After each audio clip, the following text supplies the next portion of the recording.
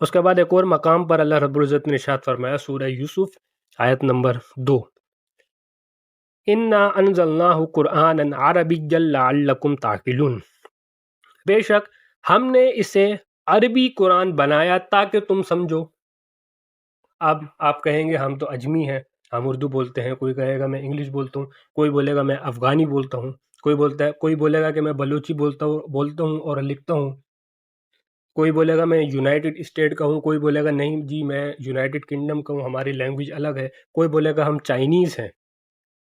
ٹھیک ہے۔ لیکن یہ آیت یہاں پر یہ بیان نہیں کر رہی،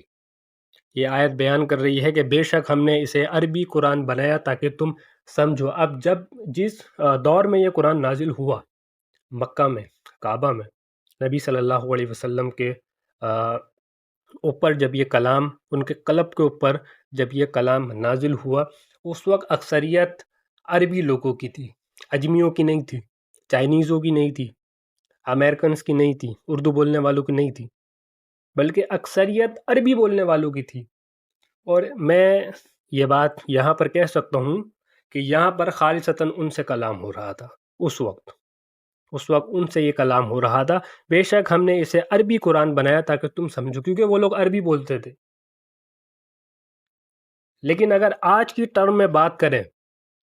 تو آج ہر اس شخص کے پاس قرآن موجود ہے جو اردو بولتا ہو، جو چائنیز بولتا ہو، جو انگلش بولتا ہو، کوئی بھی زبان بولتا ہو، اس کے پاس اسی کی زبان میں قرآن موجود ہے، اس کا ترجمہ موجود ہے۔ تو آج یہ آیت ہم پر بھی فٹ ہوتی ہے کہ اب تو یہ چیز ہمارے پاس موجود ہے، اس وقت عربی میں تھی، اب ہماری اپنی زبان میں ہے۔ تو اب آپ سمجھ لیں کہ اس وقت تو یہ ان سے کلام ہو رہا تھا، لیکن اب جب اس آیت کو پڑھا جائے گا تو پھر یہ پوری انسانیت سے کلام ہوگا، کیونکہ ہم سب کے پاس